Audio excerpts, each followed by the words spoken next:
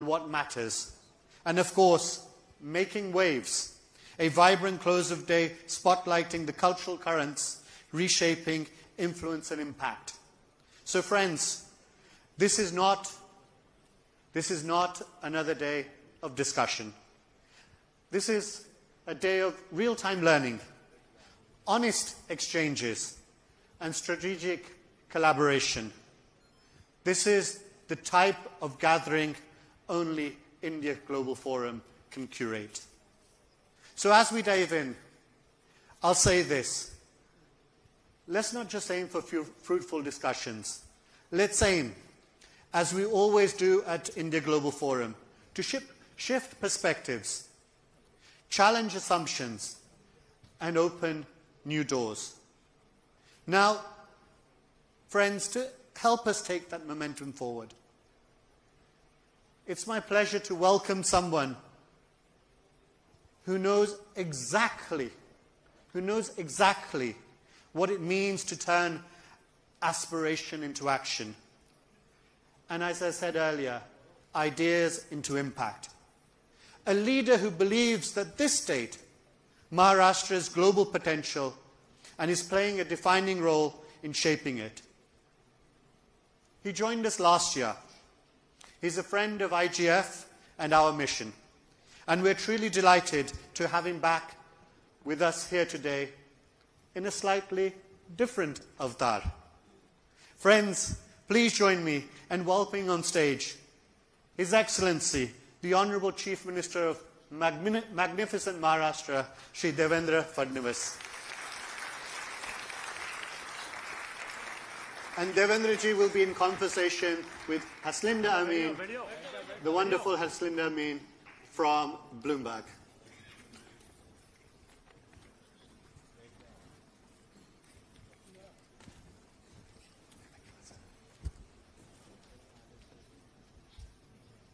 Good morning.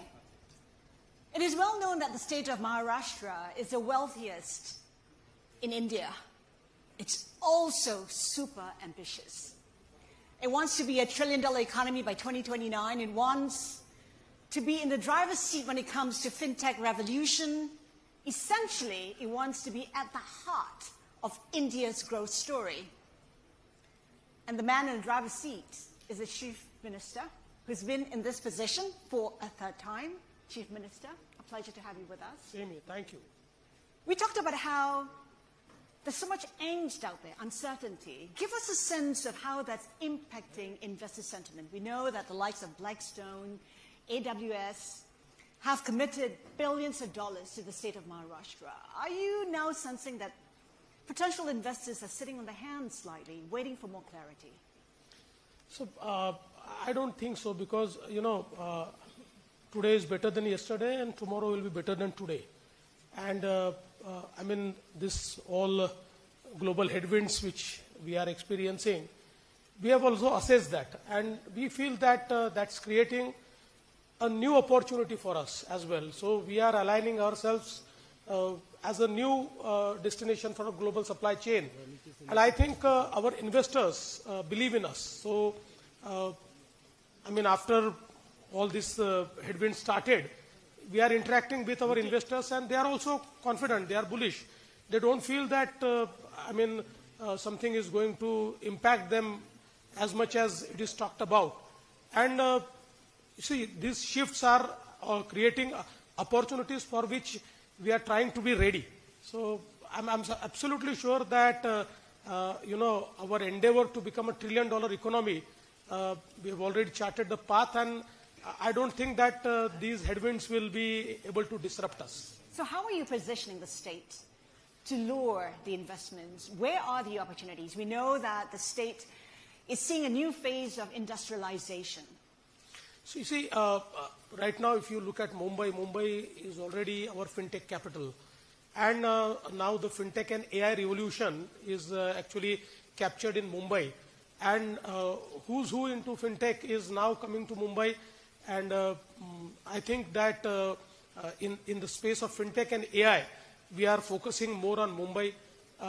If we look at the IT revolution and biotech, we are focusing more on Pune.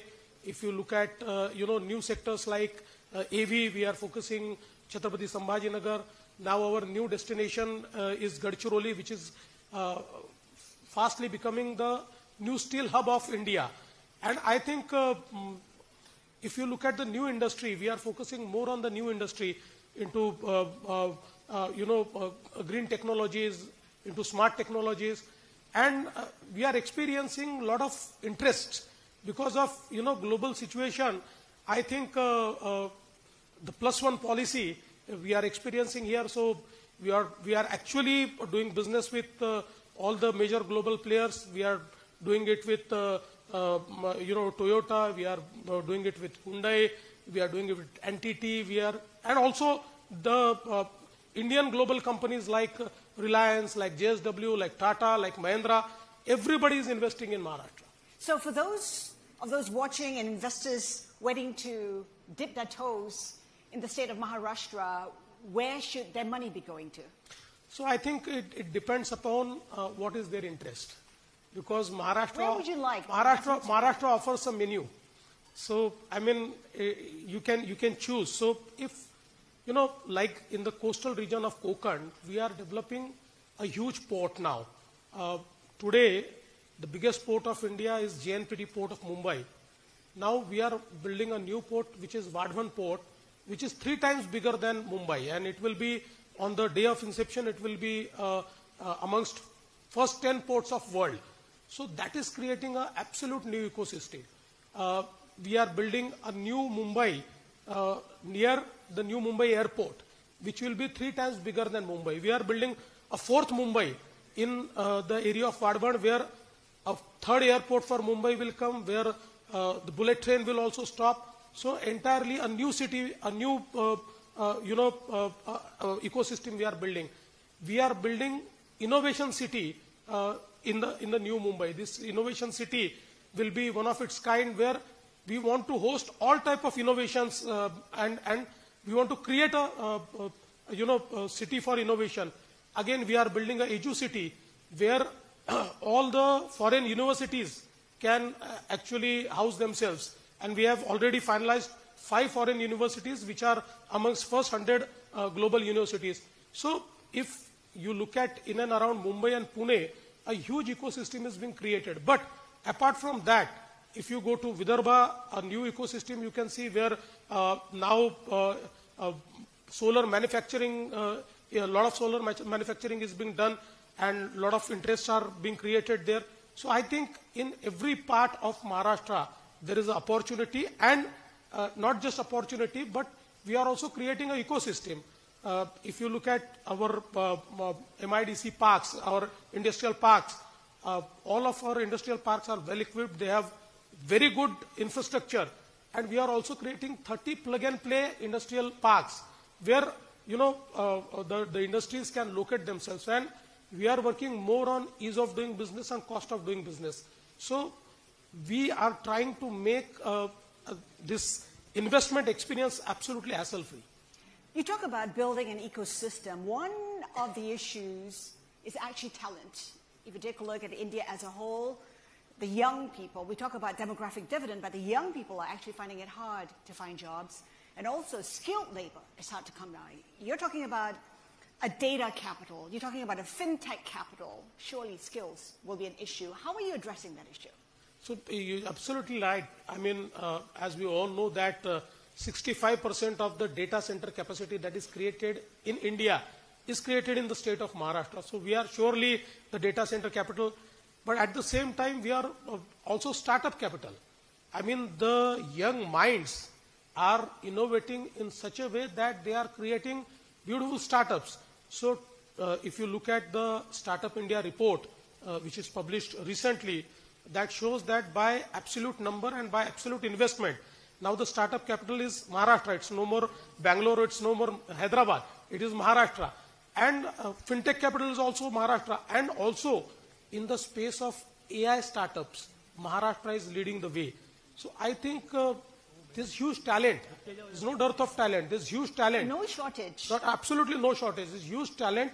And I think with our endeavor of creating skill manpower, we have already started a skill university. This skill university is catering to create skill in all sectors, whether it is low-end skills or high-end skills. So we are trying to do that. Recently, with Microsoft, we actually trained 10,000 women in AI. So I think this endeavor of creating skilled manpower is also there. So I don't think that there will be any dearth of skilled manpower in the state of Maharashtra. The next Silicon Valley? I think, yes. I like the confidence. Yeah. Your officials, Maharashtra officials, have been very busy trying to lower investments. At the recent World Economic Forum in Davos, you signed 60 MOUs. That's massive. Absolutely. If translated well, that could amount to about $200 billion. Give us an update. 3 months down the road, where are you with those MOUs? Yeah, so I'm happy to tell you that 80% of our MOU are in absolute rolling. They are in action. So we have already given them what we promised. We have offered them land. They have also taken land. And we are actually helping them in taking all the clearances. So I think 80% are absolutely on track. And 20% are also on track, but a little behind the schedule because they have certain regulatory issues which they have to comply. But I think, and after these global headwinds, we again interacted with them. And we made sure that there's no impact on them. And I'm happy to tell you, none of them is backing out. Everybody is there. Can you shed some light on who the investors are, which companies? See, there are companies like NTT in the space of, data. Amazon is there. Indian companies are also there like Reliance and JSW who are doing global businesses. So you name it and they are there. So we can expect a record amount? Absolutely, absolutely.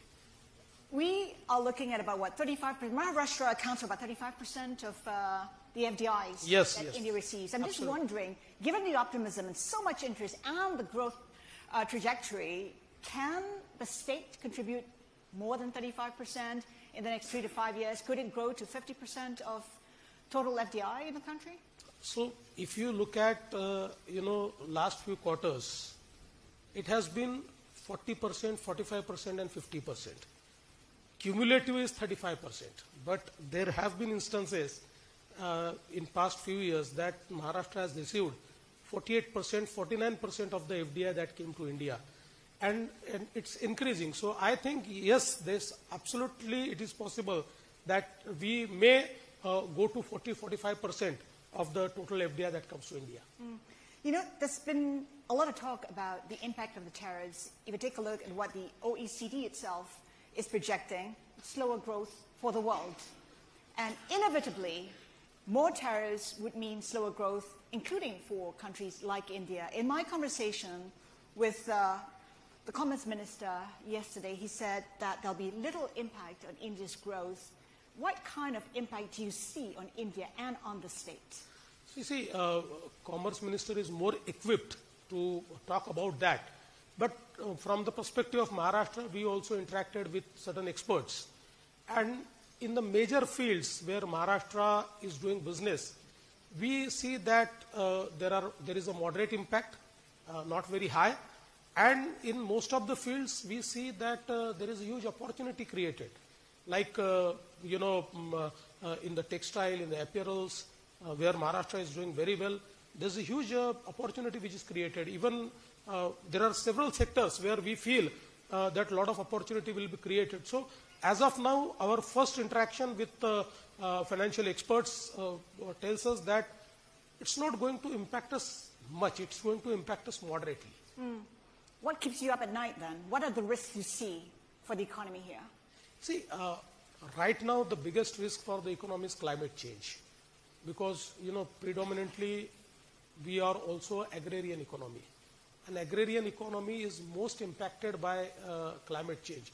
But having said that, now we have started focusing more on climate resilient agriculture. We are working with the World Bank. We have rolled certain projects where we are trying to make our agriculture climate proof. We are trying to, actually we have announced a mission of AI in agriculture. And using AI modules, we want to make our agriculture more predictable. We want to make, the shifts of nature more predictable in the agriculture. So I think that is one area of concern where, ultimately much is dependent upon the nature, and that gives me sleepless nights. There are also suggestions that the tariffs imposed by Trump may affect the farmers in India. Is that a huge concern for you? I think, you see, what interactions we had, we feel that, yes, there will be some impact, but we also see some opportunities, some new markets growing. So I think, there will be shift in the supply chain, and we are making us ready to, accommodate that shift. So we are not as worried as, people feel that it's going to impact. Chief Minister, is there any reason to be concerned about the state debt? Because if you take a look at the level, I think it's tripled in the last decade. For investors sitting here, is that something they should be worried about? Well, they should not be, because I think in India, if you look at the fiscal health of the states, in Maharashtra is the best. Because, you see, if you look at single year, we have surpassed. Our fiscal deficit is below 3%. We have maintained it. Our entire debt is just 17% of our GDP. If you look at other states, it is 24%, 25%. Actually, we are allowed up to 25%, but we have maintained up to 17%. And if you look at last 10 years, our GDP has grown from 13 lakh crore to around 45 lakh crore. So 3 times we have increased our GDP, and compared to that, our debt has not increased in that fold. So I think as of now, there is no area of concern. As of now, we are maintaining our fiscal health. And in Maharashtra, we have always tried to maintain our fiscal health, because Maharashtra is known for good economy. We contribute 14 to 15% to the national GDP. And if you look at, these times GST collection figures, Maharashtra has excelled. If you look at, I wouldn't say our competitors, because they are our fellow states, but if you put together number 2 and number 3 together, then also Maharashtra is more than that. So I think this huge buoyancy we could see. It's a 14% increase over last year in Maharashtra's tax collections. So I think things are fine with the economy. Why is there a reason to spend so much? Where are you spending? I know infrastructure is a key one. I think infrastructure is something which we are trying to create. You can see a change Mumbai. With all the infrastructure projects today, we are building around 372 kilometers of metro network, out of which 115 kilometers is almost complete. We have created the coastal road, which is actually changing the face of Mumbai. This coastal road will be extended up to Virar, so it will be on the western side. The entire sea link will be created, and the western side will be decongested. We are creating a multi-modal hub which will be from Virar to Alibag. So that will create an entire loop around Mumbai. So the entire traffic of Mumbai will be decongested because of that. We actually connected Mumbai with the hinterland with Atal Setu, which is 22-kilometer sea bridge. It's one of the longest sea bridge ever built in India. And that has opened up an absolutely new ecosystem now with the new Mumbai airport and the connectivity with Mumbai. As I have told you, the third Mumbai we are creating there, where this Edu City, where Health City, where Innovation City, all these cities will be built.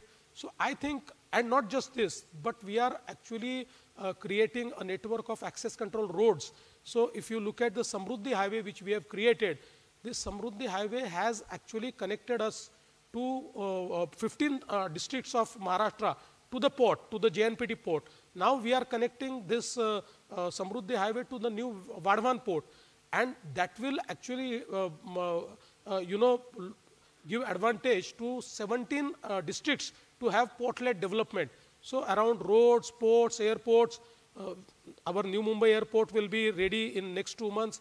We are actually building a new airport in Pune, a brownfield new airport in Nagpur, one more airport at Shirdi. So many airports we are building, ports, airports, roads, highways, bridges. I think we are actually creating an ecosystem to make us a part of global supply chain. Some have pointed out, though, that a lot of the infrastructure that you're building is mainly in the metro area.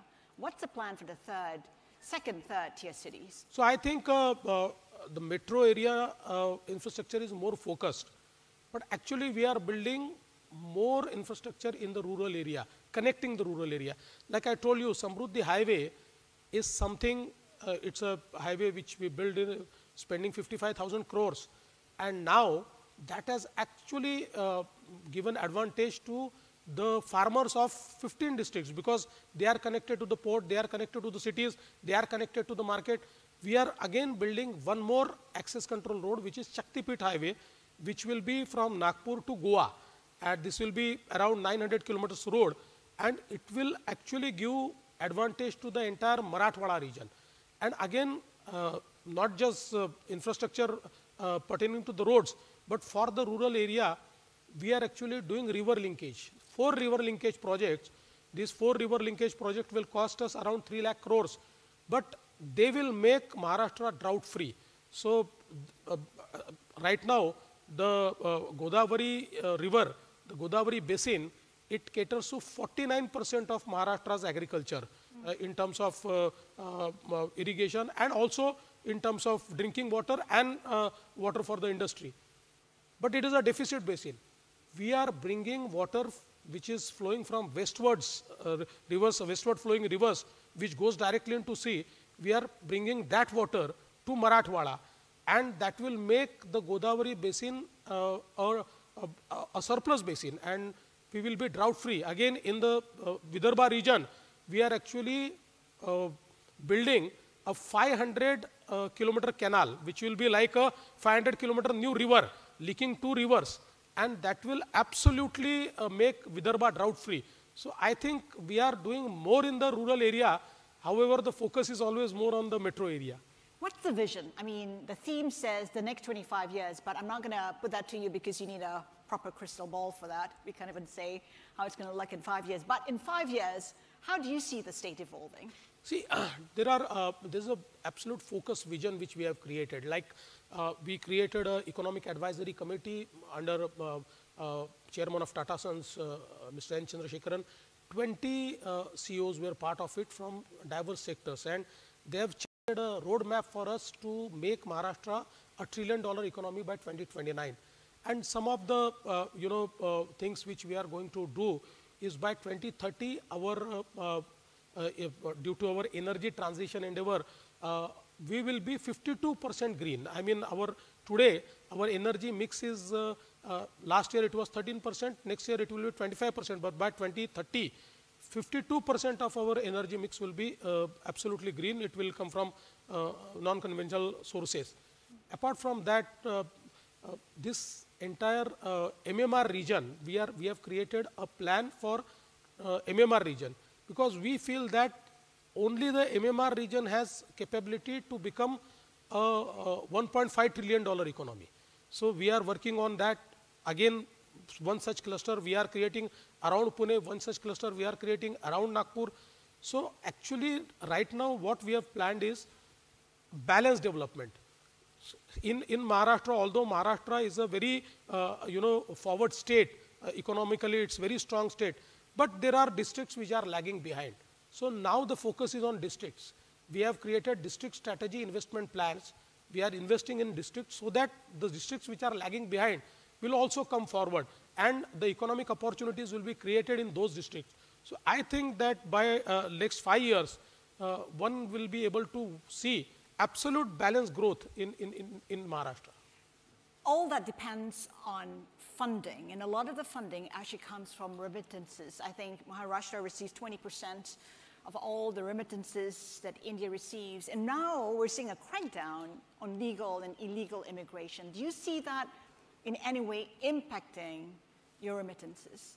I don't see that much because, I mean, I should not be saying this, but you know, all that is happening is not of much of concern to Maharashtra because, you know, Maharashtra's presence in US is in Silicon Valley.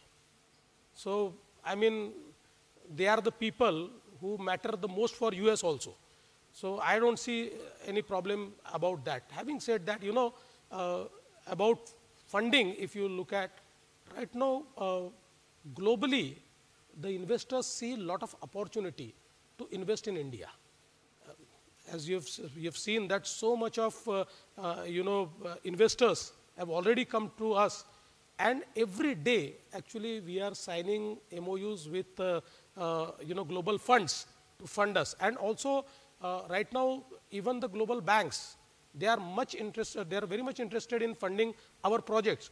So as of now, we don't see any problem around funding. Chief Minister, we have 20 seconds to go. I'll be remiss not to ask you this question. You have said that the successor of Prime Minister Modi will not come from the state of Maharashtra. What's the basis of that comment? No, I have said that it is not right time to think about successor of Mr. Modi because in 2029, Mr. Modi will be again Prime Minister.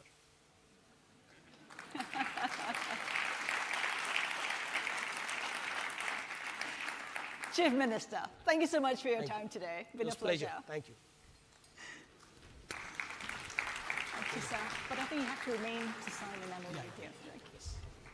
Well, a huge thank you there to the Honourable Devendra Fadnavis. What a true honour to have you here with us today. Thank you so much for lending us your time here at the IGF 2025. Now, please do stay on the stage. As you can see, we're just rearranging the furniture a little bit here, as we have about 5 MOU exchanges that we'd very much like you to be witness to. So please do stay on the stage.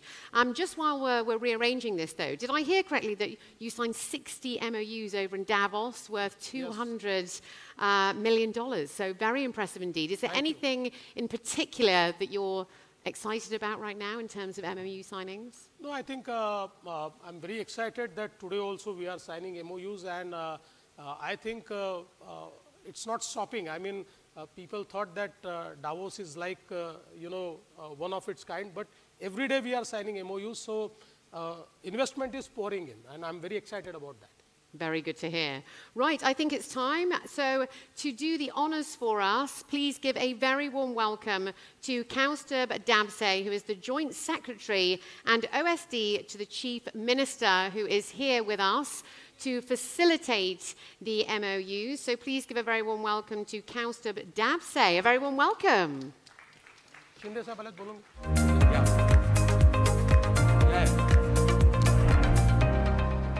It's a great pleasure to welcome the Honorable Deputy Chief Minister of Maharashtra, Shri Eknath Shinde. Ladies and gentlemen, please.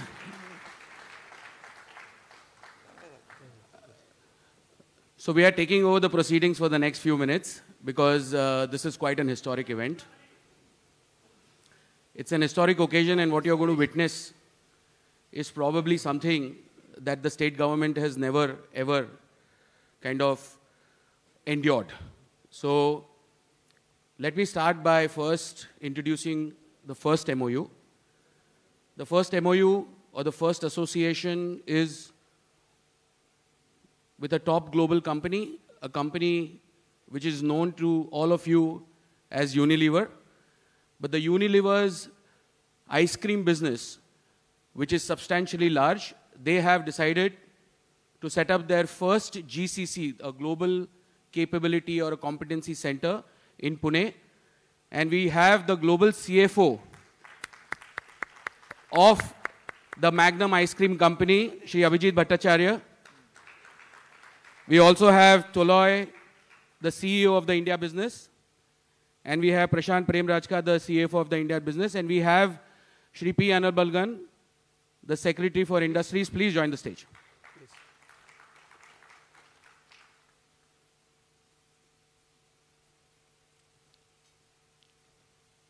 Thank you so much.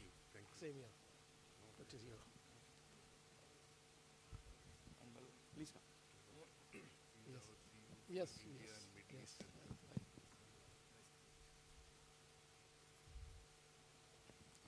Ladies and You gentlemen, can show it like this. the Magnum Ice Cream Company's Global Capability Center in Pune.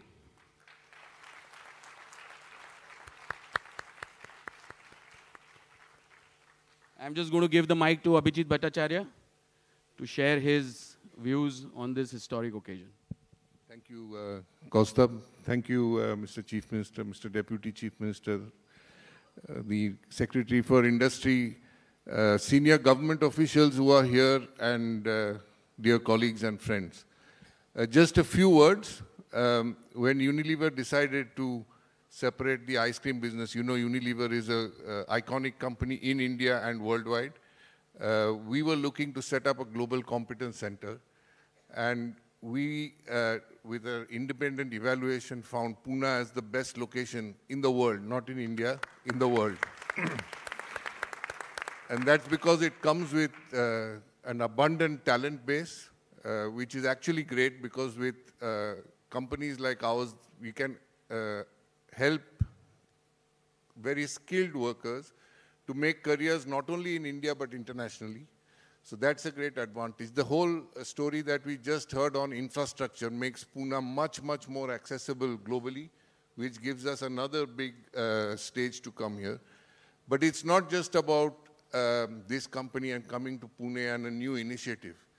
I can tell you that this drive from the government has been happening for years. So we talk about it now and India now, but this is not new to the state of Maharashtra. I remember we set up a high-tech, in my previous role, I was the CFO of Philips Worldwide, and we set up a high-tech medical equipment manufacturing facility in Pune, which Mr. Fadnavis himself had kindly inaugurated. And that was not the end of it. I think the biggest thing that keeps bringing me back here is the fact that during COVID, we were allowed to manufacture life-saving equipment, which was an example to the world because factories around the world had shut down, and Pune showed the world how you can still make life-saving critical equipment. So I look forward to this collaboration, and thank you again, Kaustubh, for facilitating this. You know, we talked about dipping toes in the water. We are in head, body, soul, and heart. And in 2 weeks from the first call, we have signed the MOU. So if you want speed, this is where it is. Thank you. Thank you so much. Thank you.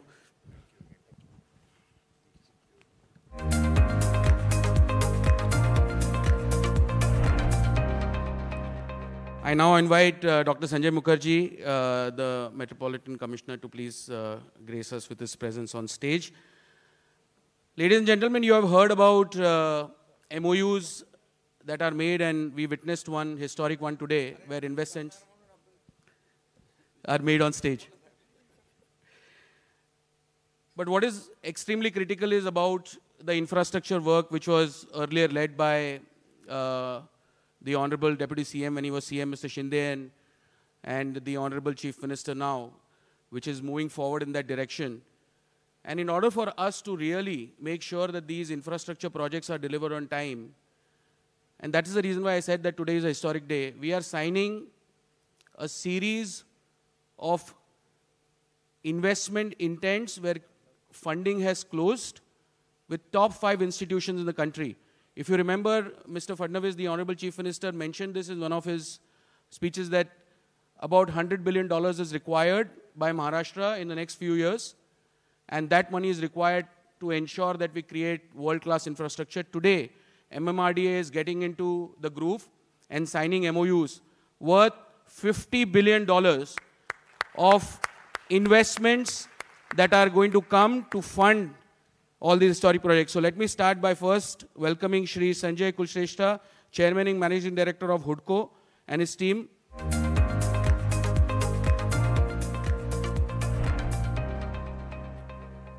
HUDCO has financially closed 1,50,000 crores of investment to MMRDA for its infrastructure projects. That is worth about $20 billion US. You can show it like this.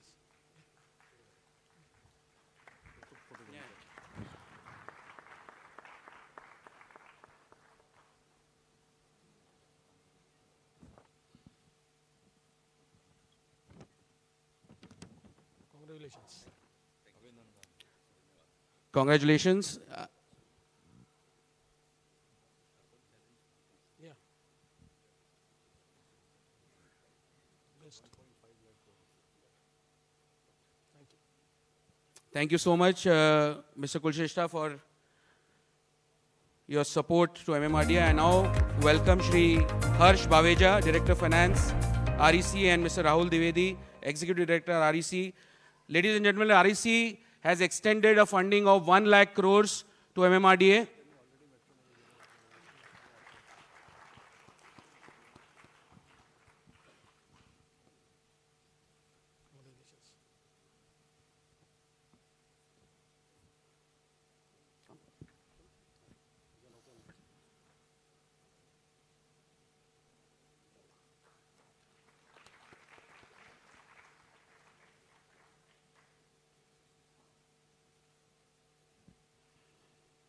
Thank you, REC, for your confidence, and thank you for extending this funding facility to MMRDA.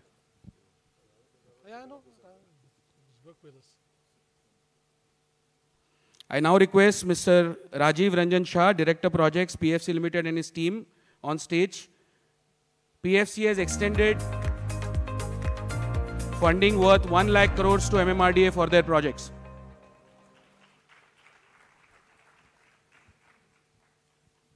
Ladies and gentlemen, these are not LOIs, these are closed funds. I have gone through a process, and today we are taking this opportunity, so this entire facility is available to MMRDA.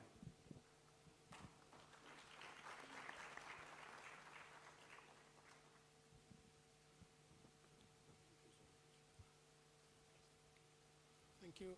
Thank you.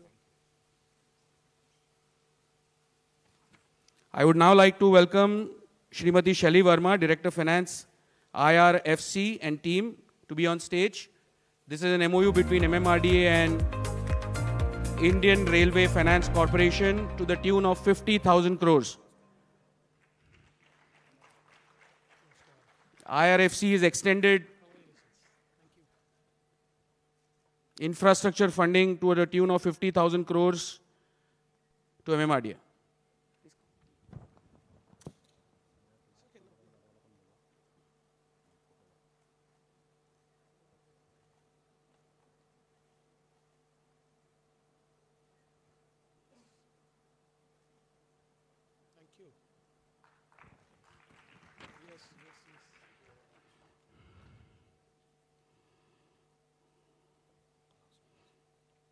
Last but definitely not the least, I am going to request Shri Raj Kiran Rai, Managing Director of NAB FID and team, National Banking for Finance, Infrastructure and Development, to exchange his MOU worth 7,000 crores to MMRDA. Ladies and gentlemen, a round of applause. This is 4,10,000 crores worth approximately 50 billion US dollars, a little less than 50 billion US dollars. This, within the last 45 days, completes the commitment that the Honorable Chief Minister made that he is going to raise about $100 billion of capital. 50 billion has been raised from Indian financing institutions. And I take this opportunity to thank all the Indian financing institutions. I would like Manoj Ladwa, on whose very fertile stage we are doing these MOUs, to join us for a group picture. And I request all the MOU holders to please join the stage for a group photo, please.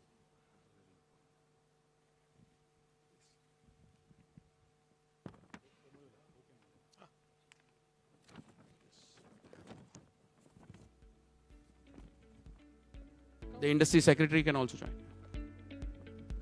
Please come here.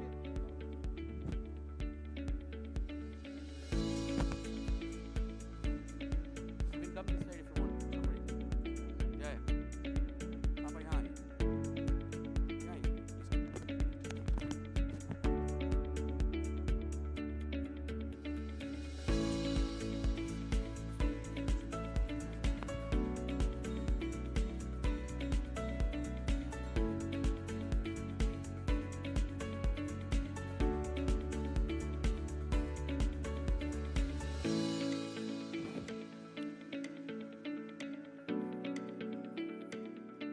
Thank you so much. Thank you for all your investment interest. I am not going to request the Honorable Deputy Chief Minister, Shri Eknath Shinde ji, to say a few words on this historic occasion. Manoj, you can stay on stage.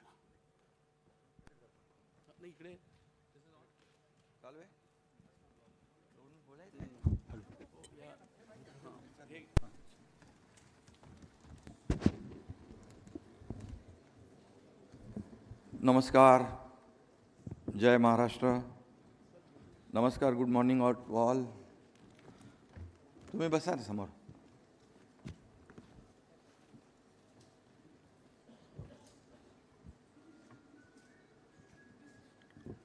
All the dignitaries present here today, our Honorable Chief Minister Devendra Fadणवीस ji and other dignitaries, at the outset, I welcome all of you in this dynamic city of Mumbai, the growth engine of the country.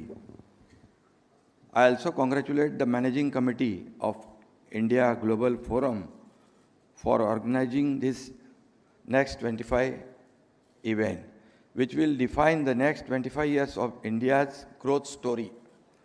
Mumbai is the growth engine of the country, and we are trying to increase the power of this engine.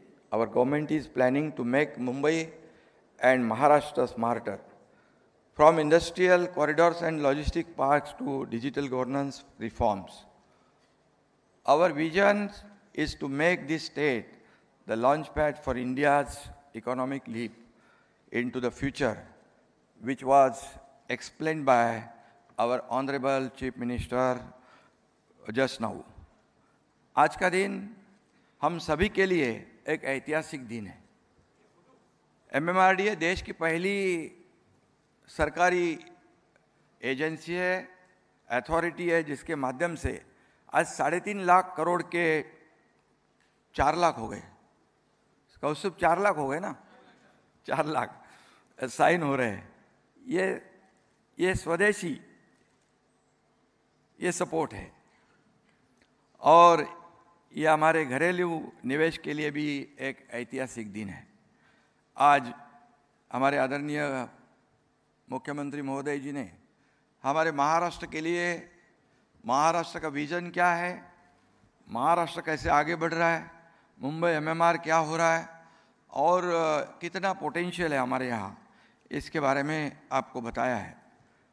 आज MMRDA विद्युत मंत्रालय की महारत्न company REC limited, power finance corporation, महारत्न housing and urban development हुडको, mini रत्न Indian railway finance corporation, national bank for financing infrastructure and development जैसी कंपनियों के साथ MOU साइन कर रही है. ये खुशी की बात है कि इस MOU में मिनी रत्न, महारत्न और नवरत्न कंपनियां शामिल है.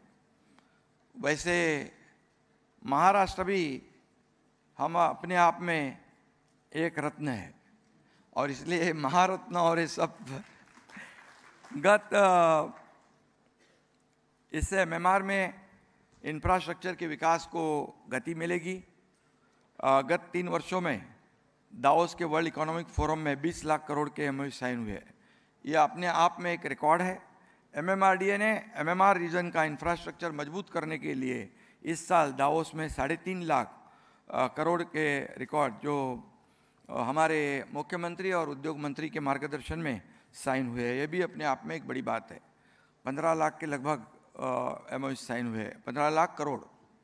वर्ल्ड इकोनॉमिक फोरम हमारे MMR को वर्ल्ड इकोनॉमिक सेंटर के रूप में विकसित करने में सपोर्ट कर रहा है, ताकि निवेश आकर्षित हो और अगले 7 वर्षों में इस क्षेत्र के लिए $300 मिलियन की GDP के लक्ष्य को प्राप्त कर सकते हैं. हमारी केंद्र सरकार भी मुंबई के विकास को मजबूती प्रदान कर रही है. मैं भारत के लोकप्रिय प्रधानमंत्री नरेंद्र मोदी जी को धन्यवाद देता हूँ और उनके कुशल मार्गदर्शन और समर्थन के लिए उनका स्वागत करता हूँ, क्योंकि उन्होंने भी कहा था कि मुंबई को हम ग्लोबल फिनटेक हब करेंगे, और महाराष्ट्र ये देश का ग्रोथ सेंटर है. आज भारत ग्लोबल कैपेबिलिटी सेंटर के हब के रूप में भी उभरा है. बेंगलोर, हैदराबाद, पुणे, गुड़गांव जैसे शहरों में कई GCC है. गूगल, अमेज़ॉन, गोल्डमैन सैक्स और जेपी मॉर्गन जैसी प्रमुख कंपनियां जीसीसी भारत में कार्यरत है। आज हम पुणे में भी जीसीसी लॉन्च कर रहे हैं नए से। ऐसा ही जीसीसी का शुभारंभ पुणे में हो रहा है, जो हमारे महाराष्ट्र के प्रगति के लिए बहुत बड़ा योगदान होगा। जीसीसी सिर्फ ऐसे देशों में बनाई जा सकती है जहाँ पर ऑपरेशन कॉस्ट ज़्यादा ना हो और स्किल वर्क फोर्स हो। इन सभी पैरामीटर्स में हम आज हमारा महाराष्ट्र नंबर 1 में है और कई सभी सेक्टर में नंबर 1 वो मैं नहीं बताऊंगा, वो आदरणीय मुख्यमंत्री जी ने बताया है। IT, infrastructure, AI, data analysis and business secret information, engineering, research and development, AI, robotics आदि का उपयोग इन सभी क्षेत्र में महाराष्ट्र को उज्ज्वल भविष्य है। जीसीसी भारत को दुनिया का पावर हाउस बना रहे। जीसीसी के क्षेत्र का ग्लोबल लीडर बनने का पूरा पोटेंशियल हमारे देश में है। जीसीसी हमारे देश के प्रतिभा को दुनिया के सामने ला सकती है। भारत में लाखों इंजीनियर, आईटी विशेषज्ञ और कुशल युवा है। जीसीसी का इस्तेमाल करके नई तकनीक जैसे आर्टिफिशियल इंटेलिजेंस, रोबोटिक्स और डेटा एनालिटिक्स में काम कर रहे हैं। ये हमारे युवाओं को मौका दे रहे हैं कि वे दुनिया की सबसे बड़ी कंपनियों के साथ कंधे से कंधा मिलाकर काम करें। जीसीसी हमारी अर्थव्यवस्था को भी मजबूत कर रहे हैं। मुझे विश्वास है कि आने वाले सालों में जीसीसी भारत को $5 ट्रिलियन के डिजिटल अर्थव्यवस्था बनाने में काफ़ी मददगार साबित होगी। मुझे इस बात की भी खुशी है कि महाराष्ट्र $1 ट्रिलियन उसमें हमारा योगदान देगा, लेकिन नीति आयोग ने कहा है कि मुंबई एमएमआर में ही एक नहीं $1.5 ट्रिलियन का पोटेंशियल है। इतना बड़ा पोटेंशियल मुंबई एमएमआर में, और इसलिए आदरणीय प्रधानमंत्री जी का सपना है वो उसमें योगदान देने में महाराष्ट्र सबसे आगे रहेगा। गत 3 वर्षों में महाराष्ट्र में इन्वेस्टमेंट के लिए काफ़ी फेवरेबल माहौल रहा है। World class infrastructure, skill man power और मजबूत सरकार ने महाराष्ट्र को घरेलू मतलब स्वदेशी और विदेशी दोनों ओर से लोग पसंद कर रहे हैं। आज हमारे मुख्यमंत्री देवेंद्र जी के नेतृत्व में हमारी टीम काम कर रही है, आगे बढ़ रही है, महाराष्ट्र को आगे बढ़ा रहे हैं। और इसमें इलेक्ट्रिक मोबिलिटी, लॉजिस्टिक और सेमीकंडक्टर का निर्माण में निवेश को भी प्रोत्साहित कर रहे हैं। एडटेक, हेल्थटेक, एआई, ईवीज और क्लीन टेक जैसे क्षेत्र यहाँ मजबूत इंफ्रास्ट्रक्चर, स्किल और गवर्नमेंट सपोर्ट के साथ फल फूल रहा है। एमएमआर जो वर्तमान में $140 बिलियन की अर्थव्यवस्था है, इस साल 2030 तक $300 बिलियन के लक्ष्य को प्राप्त करने के लिए 9% से 10% की दर से आगे बढ़ना होगा। यदि यह लक्ष्य हासिल हो जाता है तो इससे अतिरिक्त 25 से 30 लाख लोगों को रोजगार नए मिल सकते हैं। ये भी अपने आप में बड़ी बात होगी। इसके लिए हमें अगले 7 वर्षों में $135 बिलियन का निवेश हासिल करना होगा। As we look towards next 25 years of India journey, I take this opportunity to appeal to you to come forward and work with us. We will work together. Maharashtra is open for business, and we are here to partner with you for success. With those words, I thank organizers for giving me this golden opportunity to share my views before this August gathering. Thank you. Dhanyawad. Jai Hind. Jai Maharashtra.